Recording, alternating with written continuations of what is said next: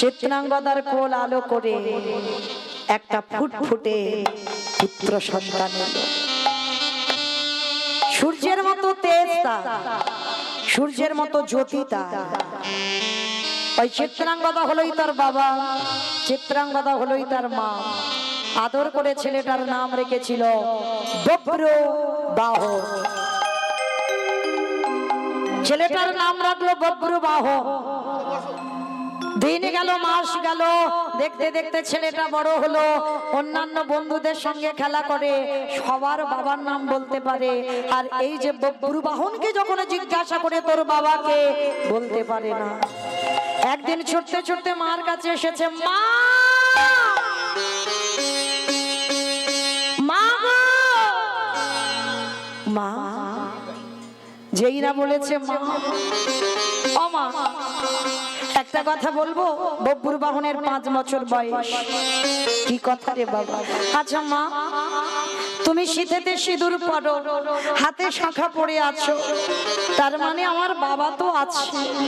ও মামা, কে আমার বাবা? আমার বন্ধুরা সবাই বাবার নাম বলতে পারে, আমি তো আমার বাবার নাম বলতে পারি না। এই তোর বাবার নাম শুনবি? তোর বাবা কে দেখবি? চল। বব্রবাহনের হাতটা নিয়ে গেল টানতে টানতে ভগবানের চরণে। ওই দেখ, ওই যে কালো শশী দাঁড়িয়ে আছে, ওকে জিজ্ঞাসা কর। ও যদি কোনোদিন তোর বাবার পরিচয় দেয়, তবে তুই সেই দিন বাবার পরিচয় পাবি। আর যদি আজকের পর থেকে কোনোদিন জানতে চাস যে তোর বাবাকে, সেই দিন তোর মায়ের মৃত্যু মুখ দর্শন করবি। চিত্রাঙ্গদার কথা শুনে বব্রবাহন কোমরটা জড়িয়ে ধরে বলল, মা আমি কথা দিলাম, বাবার কথা বললে তুমি যখন কষ্ট পাও, আমি কথা দিচ্ছি জীবনে কোনোদিন আমি আমার বাবার কথা জানতে চাইবো না। এই দেহে প্রাণ থাকতে আমি জানতে চাইবো না আমার বাবা।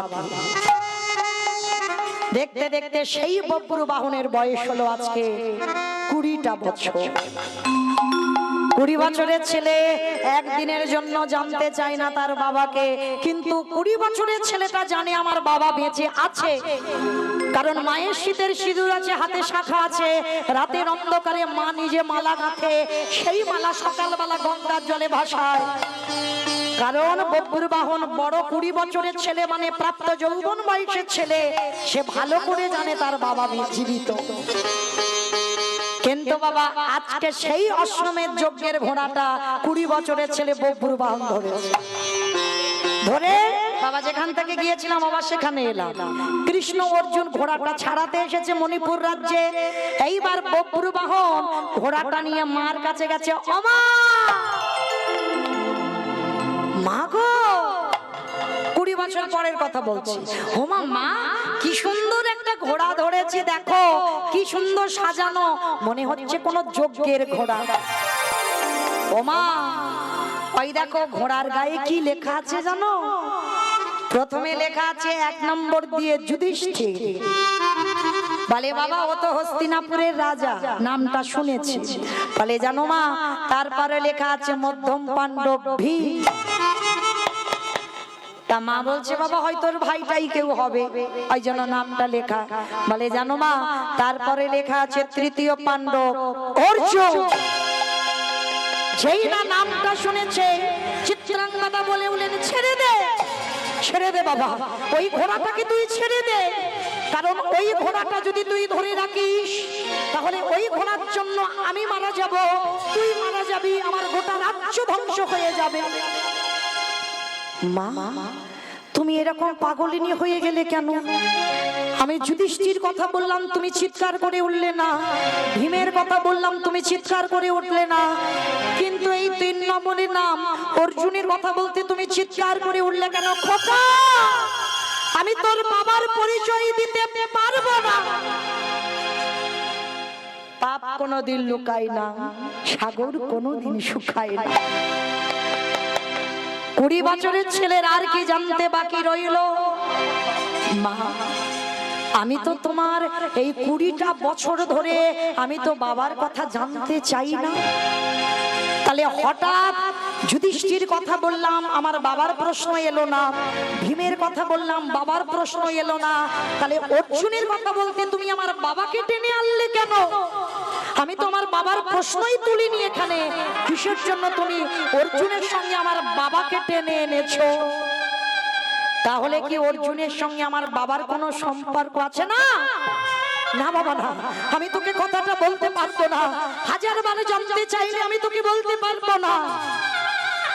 মা বাহ বাহ মা বাহ, জগতে তুমি সতী নারী হয়ে থাকবে, আর এই সমাজে তুমি আমাকে জারক সন্তান করে তুলেছ। আমার পিতৃ পরিচয় নেই, আমি 20টা বছরের ছেলে। সবাই আমায় প্রশ্ন করে, আমার বাবাকে আমি বলতে পারি না। সমাজ আমাকে জারক সন্তান বলে, তবু কোনোদিন আমি তোমাকে প্রশ্ন করি না। কারণ তুমি বলেছো বাবার কথা বললে আমি নাকি তোমার মরা মুখ দেখবো। কোনোদিন আমি জানতে চাই না, কারণ আমি জানি তুমি আমার বাবা, তুমি আমার মা, তুমি আমার আজকের এত বড় করেছো। কিন্তু আজকের আমি তোমায় ছাড়বো না।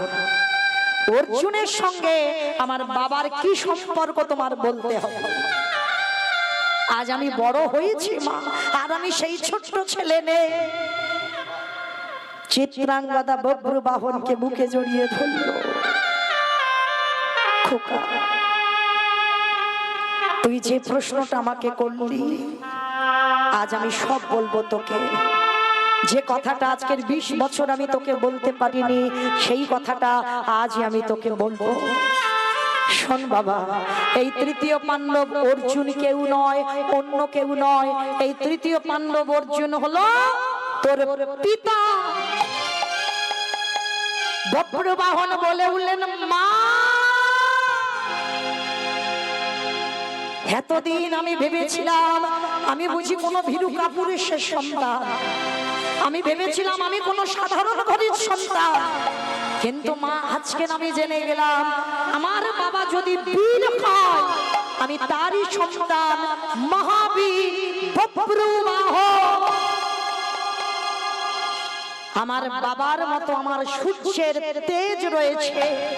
আমি কথা দিলাম মা, তোমার এই বব্রবাহন কথা দিল, আমার বাবাকে তোমার কাছে এনে হাজির করব করব করব।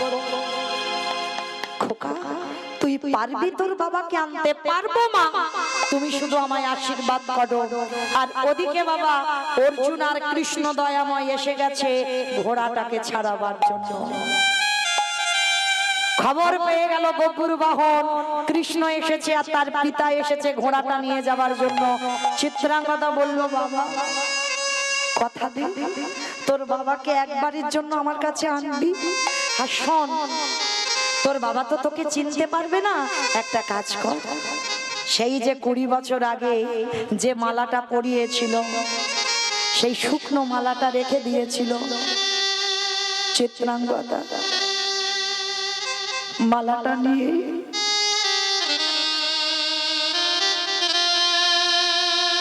বব্রবাহনের হাতে তুলে দিয়েছি। যা বাবা, আর বলবি এই মণিপুর রাজ্যে 20 বছর আগে আমাকে বিয়ে করেছিল, আমার নাম বলবি, ঠিক চিনতে পারবে। আর সবশেষে চিনতে না পারলে তুই এই মালাটা দেখাবি, দেখবি চিনতে পারবে। আর শোন, আর একটা কথা, ওই রথের সামনে একজন আছে, সবার আগে তাকে প্রণাম করবি।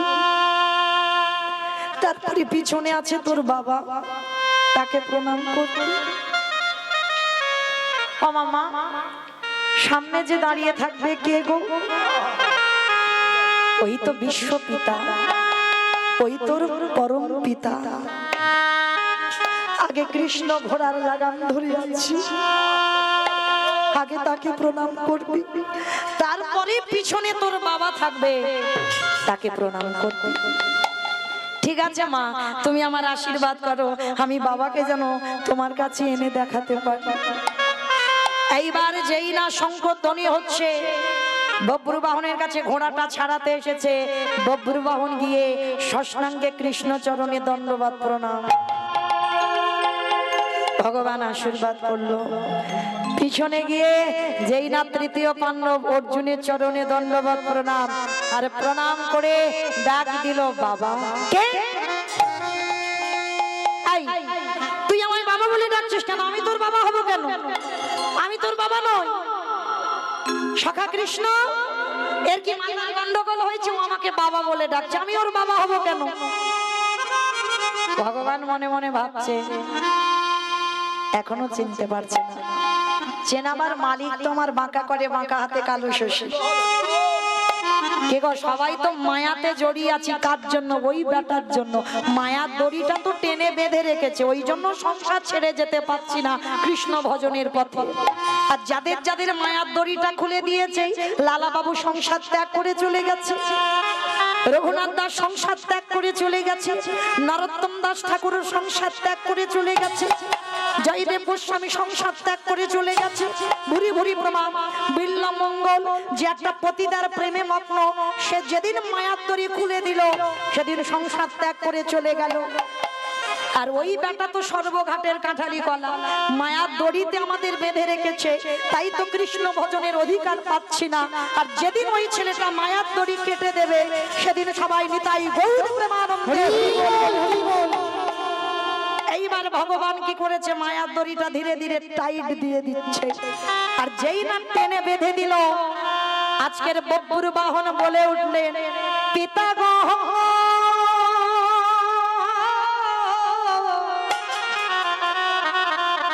তুমি মনে করে দেখো 20 বছর আগেকার কথা। তুমি বনবাসী আশাকালীন আমার মা চিত্রাঙ্গদাকে তুমি বিয়ে করেছিলে। 2 বছর আমার মাকে রেখে দিয়ে 2 বছর পরে তুমি হস্তিনাপুরে ফিরে গেলে। ও গোপিকা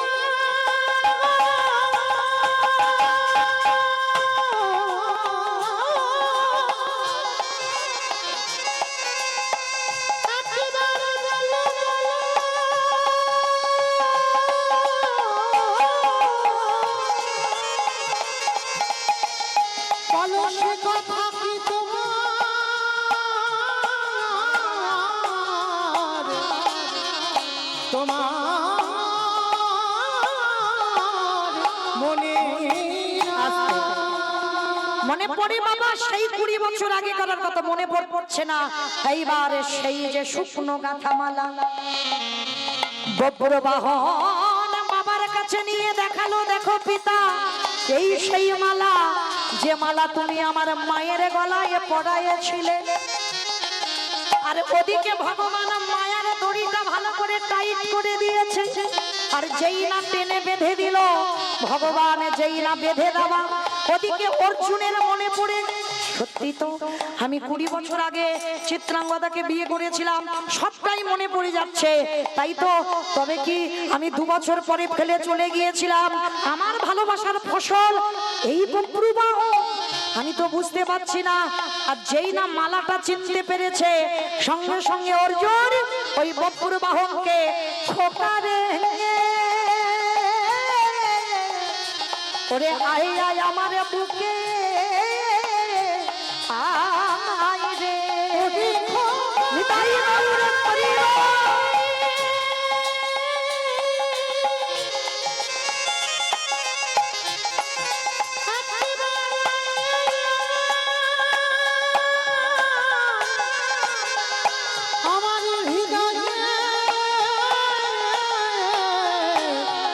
আমার হৃদয়ে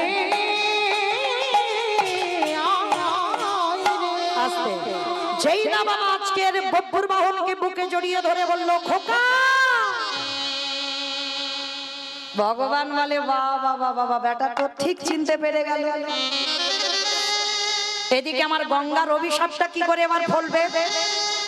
ভগবান এবার মায়ার দড়িটা ধীরে ধীরে খুলছে। এরকম বদমাস দেখেছো? সর্বঘাটে বেটা আছে, ও সবার, ও কারোর একার নয়। এক্ষুনি গিরোটা বেঁধে দিল, আর এক্ষুনি আস্তে আস্তে খুলছে। আর যেই না মায়ার দড়ি খুলে দেয়, আর যেই না খুলে দিয়েছে, সঙ্গে সঙ্গে বাবা মায়াটা কেটে গেছে, সব ভুলে গেছে। আর যেই না ভুলে গেছে বাবা, যেদিন আমার কৃষ্ণ জগৎকে সব ভোলাবে তবে ভুলবে। এইবারে যেই না অর্জুনে ভুলে গেল, বব্রবাহনকে ঠেলে দিয়েছে, চলে যা, আমি তোর মায়াতে পড়ে কিছুক্ষণের জন্য ভুলে গিয়েছিলাম তুই আমার ছেলে। এই তোর মা হলো একটা দিশারিণী, তোর মা হলো একটা কুলটা, তোর মা হলো অসতী।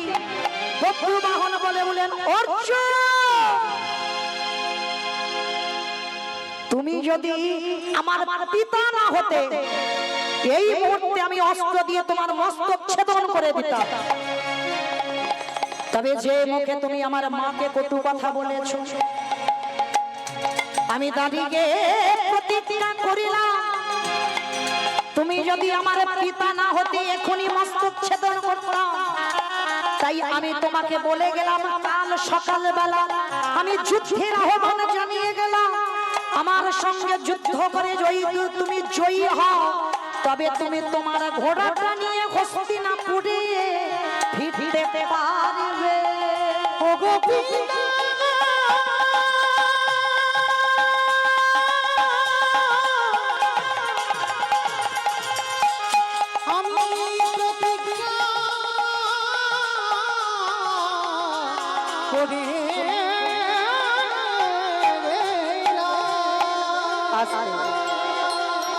সজোরে বব্রবাহনের পিঠে অর্জুন লাথি মেরেছে। দূর হয়ে যা অপদার্থ, কার কোন ঘরের সন্তান আজ আমাকে এসে বাবা বলে ডাকছিস, আবার বড় বড় কথা। কাল সকালবেলা যুদ্ধ হবে তোর সঙ্গে আমার, দেখা যাক ওই যুদ্ধে কে জয়ী হয়। ওই যে বললাম, ঘটবার ঘটাবার মালিক তো একজন, বিশ্বের শ্রেষ্ঠ মালিক কৃষ্ণ দয়াময়। মায়ার দড়ি খুলে দিল, শত্রুতা হয়ে গেল। এইবার বব্রবাহন কাঁদতে কাঁদতে মায়ের কাছে গেল।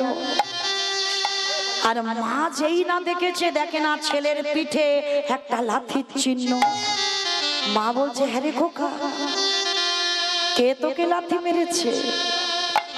বব্রবাহন বলে উঠলেন, মা গো, সবার বাবারা হাত দিয়ে আশীর্বাদ করে, 20 বছর পরে আমার বাবা আমায় পা দিয়ে আশীর্বাদ করেছে। কি হয়েছে তো শোনো মা, ও যদি আমার বাবা না হতো, যে ভাষায় তোমার নামে কথা বলেছে, আমি ওই মুহূর্তে ওখানেই ওকে বধ করে দিতাম। কিন্তু দিইনি, কেন জানো? শুধু তোমার কাছ থেকে আশীর্বাদটা নিয়ে যাব বলে। শোনো মা, কাল সকালবেলা অর্জুনের সঙ্গে আমার যুদ্ধ, তুমি আমার মাথায় হাত দিয়ে একবার আশীর্বাদ দিয়ে দাও, আমি যেন সকালবেলা অর্জুনের সঙ্গে যুদ্ধে গিয়ে জয়ী হতে পারি। না না বাবা, তুই যুদ্ধ করিস না। হ্যাঁ গো মা, কোন দিকে যাবে? ছেলেকে আশীর্বাদ করলে ছেলে জয়ী হবে, শীতের সিঁদুর হাতের শাঁখা ভাঙবে। আর ওদিকে যদি স্বামীর পক্ষে ধরে ফেলে, তাহলে এদিকে সন্তান মারা যাবে। মা কোন দিকে যাবে? মা কিছুতেই বব্রবাহনকে আশীর্বাদ দিতে পারছে। বব্রবাহন কেঁদে বলেন, মা আমি জানি তুমি আমায় আশীর্বাদ দেবে না, কারণ আমার আশীর্বাদ দিলে তোমার তো শীতের সিঁদুর হাতের শাখা ভেঙে যাবে। তাহলে তুমি কি করে আমায় আশীর্বাদ দিতে পারো? বেশ মা, আমার আশীর্বাদ দিতে হবে না, তবে যে ভাষায় তোমায় কথা বলেছি, ওইটা শোনার আগে যদি আমার মৃত্যু হয়ে যেত, আমার এত কষ্ট হতো না। আমি আসি মা, সকাল হলে আমি যুদ্ধে যাব। ছেলেটাকে বুকে জড়িয়ে ধরলো চিত্রাঙ্গদা মা। খোকা রে, 20 বছর যে আমার কাছে ছিল না, তার স্মৃতিটুকু নিয়ে আমি বেঁচে ছিলাম। আর নয় জীবনের যে কটা দিন থাকবো, তার স্মৃতিটুকু নিয়ে আমি থাকবো। আই বাবা, চিত্রাঙ্গদা বব্রু বাহনের মাথায় হাত দিয়ে বলল, যা বাবা, তুই যুদ্ধক্ষেত্রে জয়ী হয়ে আসবি। এই মা ডাকটা খুব ছোট ডাক, খুব ছোট ডাক। মা নামে সুধা ঝরে, মা নামে সুধা ঘরে, মা বড় সুধার সমান, ডাকিলে জোড়ায় আইসে পড়া। প্রত্যেকের ভালোবাসায় বাবা কিছু চাওয়া পাওয়া আছে, কিন্তু আমার মায়ের ভালোবাসা, আমার মার ভালোবাসায় কোনো চাওয়া পাওয়া নেই। আর এই পৃথিবীতে যার মা চলে যাবে না, তার চারদিকটা অন্ধকার নেমে আসবে। আজকের বপুর বাহনকে আশীর্বাদ দিল, যা বাবা তুই জয়ী হয়ে আসবি। মা তুমি আমায় আশীর্বাদ দিলে। হ্যাঁ বাবা দিলাম। এতদিন আমি একা তোকে নিয়েই কাটিয়ে দিলাম, আর জীবনের শেষ কটা দিন নয় তোকে নিয়েই কাটাবো, আমি তোর পক্ষে নিলাম, যা বাবা তুই জয়ী হয়ে আসবি। সকাল হলো, যুদ্ধের শঙ্খধ্বনি বেজে গেল। আর যখনই যুদ্ধের শঙ্খধ্বনি বেজে গেল, অর্জুন আর বপুর বাহনের যুদ্ধ শুরু হলো। আর এত প্রবল যুদ্ধ শুরু হলো বাবা, একটা বাণ নিক্ষেপ করছে, স্বর্গমর্ত পাতাল সব অন্ধকার হয়ে যাচ্ছে। বপুর বাহন এত বড় বীর ছিল,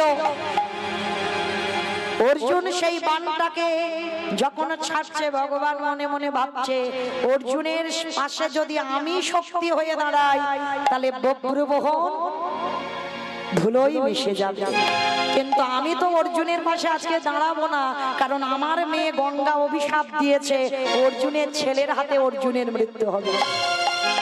যখনই অর্জুন গান্ডীব ধনুকটা তুলেছে, ভগবান ওই ধনুকের শক্তিটা সব হরণ করে নিয়েছে। আর যেই না হরণ করে নিয়েছে, যেই না বাণটা নিক্ষেপ করেছে, বাণ ছুটে গেল, ওই বপুর বাহন বাণ নিক্ষেপ করলো, ওই অর্জুনের বাণ ছেদন হয়ে একেবারে বপুর বাহনের বাণটা গিয়ে অর্জুনের মস্তকটা ছেদন করে দিয়েছে। রথ থেকে অর্জুনের কাটা মুন্ডুটা ধুলাই পড়ে গেল। আর যেই না ধুলাই পড়ে গেল, ওদিকে মায়ের হাতে সিঁদুরের কৌটোটা ছিল, হঠাৎ ধুলাই পড়ে গেল। এইগুলো মায়েরা খুব অশুভ লক্ষণ।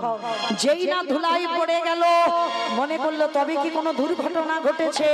চিত্রাঙ্গদা ছুটতে ছুটতে রণক্ষেত্রে গেল, আর গিয়ে দেখছে বপুর বাহনের হাতে অস্ত্র, আর অর্জুনের কাটা মুন্ডু ধুলাই পড়ে আছে।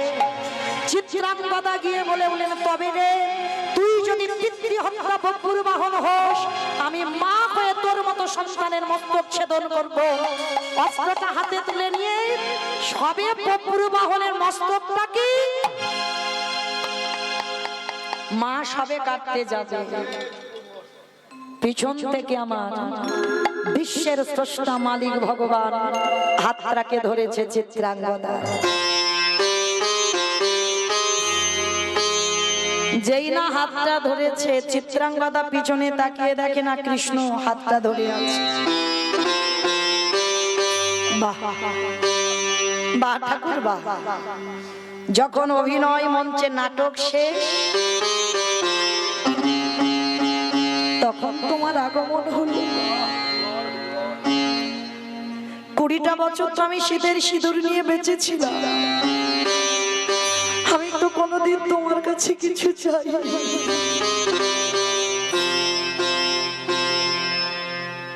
এমন সন্তান দিলি,